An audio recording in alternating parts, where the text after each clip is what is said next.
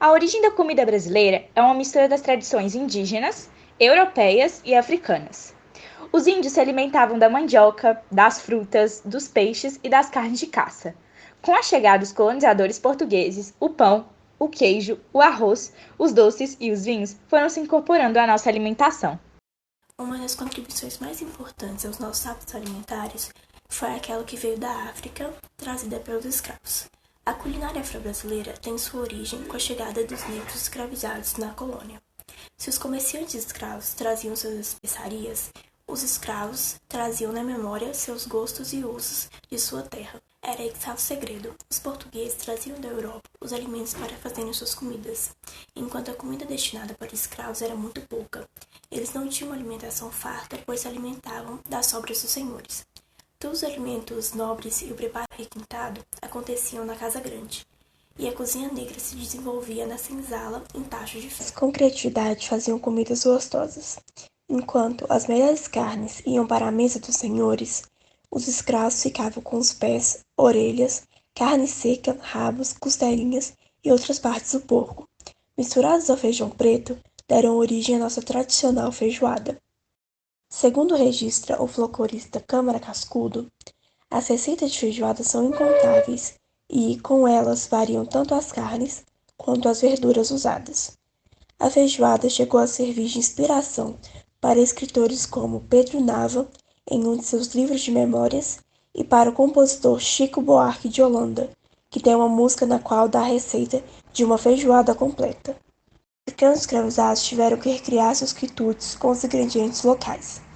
Em lugar do inhame, usaram a mandioca, e para substituir o sorgo, utilizaram o milho.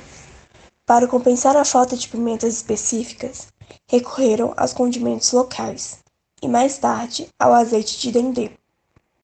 Os negros escravizados também observaram os pratos preparados pelos indígenas, como o pirão, a moqueca e o bobó.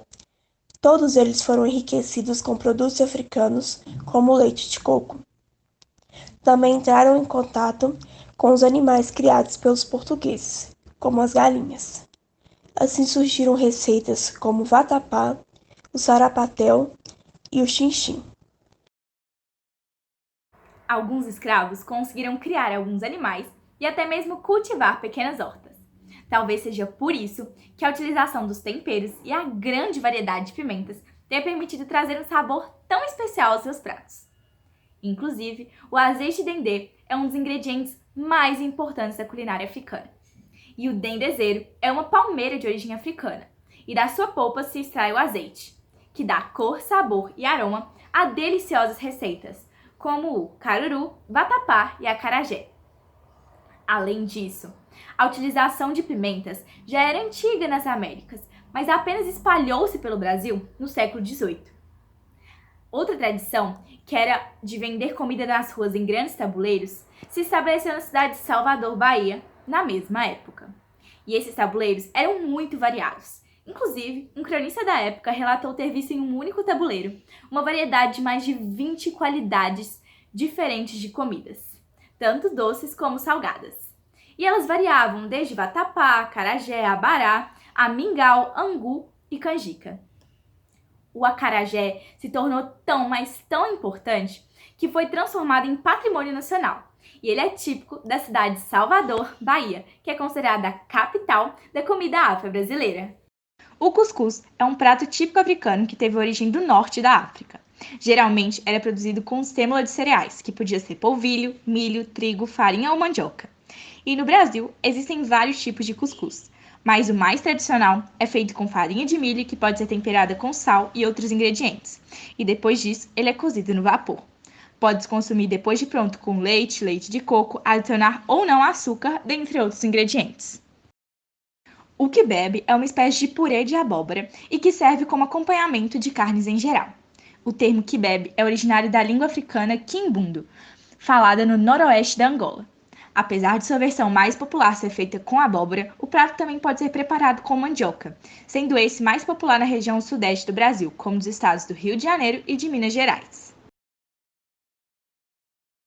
O abará é um nome estranho, mas você provavelmente já comeu sem saber.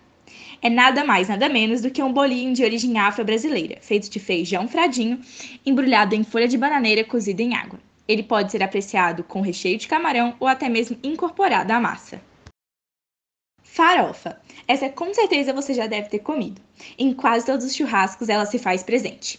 A farofa do quimbundo falofa também teve a sua origem na era colonial, após o plantio da mandioca, grande responsável pela iguaria. Popular no Brasil, ela acompanha carnes assadas e suas receitas, claro, foram evoluindo com os anos. Mungunzá, alimento preparado com milho em grão e servido doce com leite de coco ou salgado com acompanhamento de carne de sal, ou torresmo, com leite. Aberém, bolinho de origem afro-brasileira feito de milho ou de arroz moído na pedra, macerado em água, salgado e cozido em folhas de bananeira secas. No candomblé, é comida de santo oferecida a Umulu e Oxumaré. Aluá é uma bebida refrigerante feita de milho ou arroz ou de casca de abacaxi, fermentados com açúcar ou rapadura, usados tradicionalmente como oferenda aos orixás nas festas populares de origem africana. Arroz de alçá. Arroz cozido apenas em água que pode ser servido com picadinho de carne seca frita com molho de pimenta. Sem o molho de pimenta, é comida oferecida ao orixá, Oxalá. Além da necessidade diária, a cozinha africana está ligada à religião. O candomblé tem uma relação muito especial com a comida. Os devotos servem para os santos comidas que pertencem à tradição africana. Os orixás comem os mesmos que os seres humanos. Como as comunidades negras se espalharam pelo Brasil, a culinária que veio da África também se espalhou por todo o país. Nas casas ou terreiros de candomblé, são preparados todos os dias comidas para serem ofertadas aos santos nos rituais. Desta forma, os africanos reproduziram as receitas das comidas que ofereciam os orixás na Casa Grande e depois usaram como forma de se sustentar economicamente. Importante ressaltar que o modo de preparação para os orixás é diferente daquele que é servido para as pessoas. Foi assim que o acarajé, por exemplo, saiu dos terreiros e foi para as ruas de Salvador.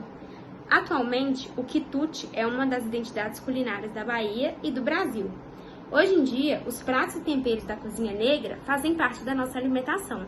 São saboreados no dia a dia e também nas festas populares. Os caldos extraídos dos alimentos assados, misturados com farinha de mandioca, o pirão, ou com farinha de milho, o angu, são uma herança dos africanos.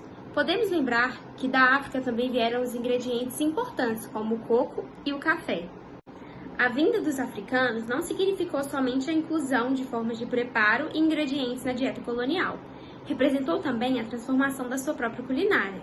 Muitos pratos afro-brasileiros habitam até hoje o continente africano, assim como vários pratos africanos foram reinventados com o uso de ingredientes do Brasil, como a mandioca, que também fizeram seu caminho de volta. No que se refere aos ingredientes africanos que vieram para o Brasil durante a colonização, trazido por traficantes de escravos e comerciantes, eles constituem elementos importantes da cultura brasileira. Seu consumo é popular e a sua imagem constitui uma parcela importante dos ícones do imaginário do país.